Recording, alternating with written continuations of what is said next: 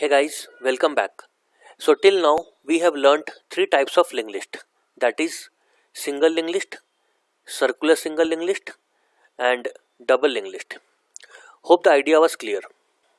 Now with this video we'll start learning the fourth type of linked list, that is circular double linked list.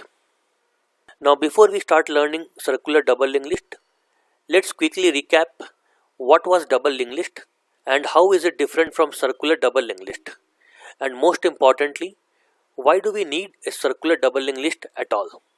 So we have seen in the previous videos that a double linked list basically contains two references, that is reference to the previous and the next node. So any given node will have two addresses, one is for the previous node and one is for the next node. So that gives us a flexibility to traverse right as well as towards left. So we saw that there was a problem with single linked list, which was we cannot travel towards left or backward.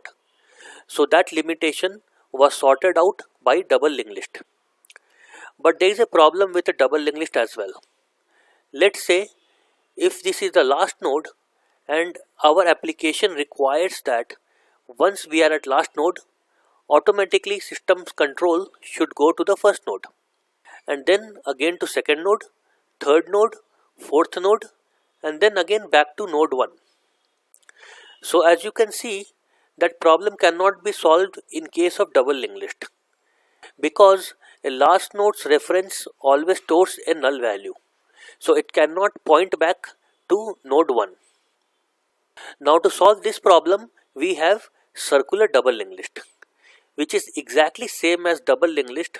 The only difference is the last node now starts referring to the first node, whereas the first node also refers to the last node. Hence we can jump directly from node 4 to node 1 and node 1 to node 4. Now to see more interesting example on this, please see the introduction video.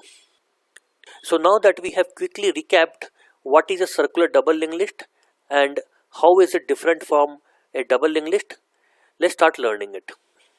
So as we have seen in the previous three types of linked list, that we typically have 6 standard operations, that is creation of a list, insertion of node in a list, traversal of list, searching for a value in list, deletion of a node from list, and finally deleting the entire list. So all these common operations are also applicable for circular double linked list. So in this video let's learn the first operation, that is creation of circular double linked list. So creating a circular double linked list is extremely simple. All that we have to do is first create a blank node. Let's say node 1 is our blank node. Let's say this is residing at address 111 in RAM. Now once the node is created, the next step is we insert some value in it. Let's say we insert 10. Now the third step is we have to create a link between head and this newly created node. So how do we do that? We insert 111 here. So this automatically creates a link between head and node 1. Now the fourth step is we have to link tail and node 1. Why? Because node 1 is the first as well as the last node in the list. So we have to create a link. Now how do we do that? Again we insert 111 here. Now the fifth and the last step is that we have to update the reference of node 1. Now as we can remember that the last node in a circular double linked list always points to the first node. What that means is this reference over here should be pointing to the first node, which is node 1 itself. So we have to put 111 here. Similarly, if we remember, the first node in a circular double linked list always points to the last node. That means we need to put an address over here which points to the last node, which is node 1 itself. So we insert 111 here. With this we have successfully created a circular double linked list.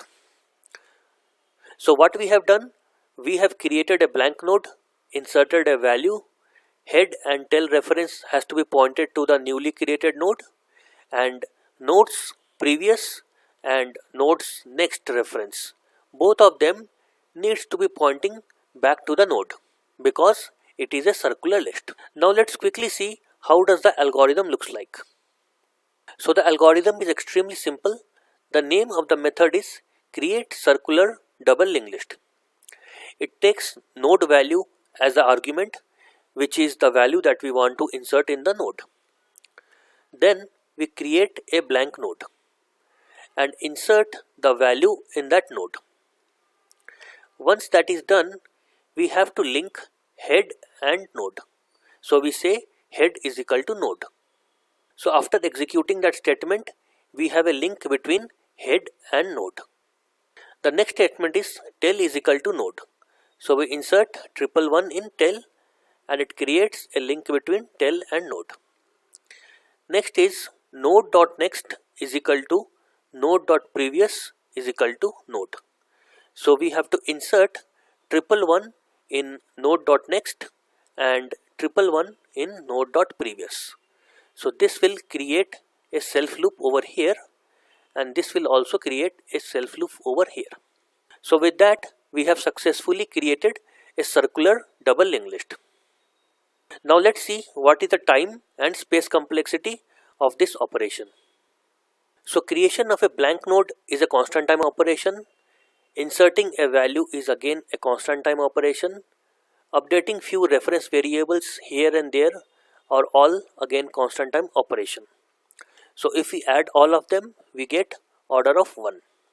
Similarly, space complexity is order of 1 because we are creating a blank node and few reference variables for some internal work, nothing more than that.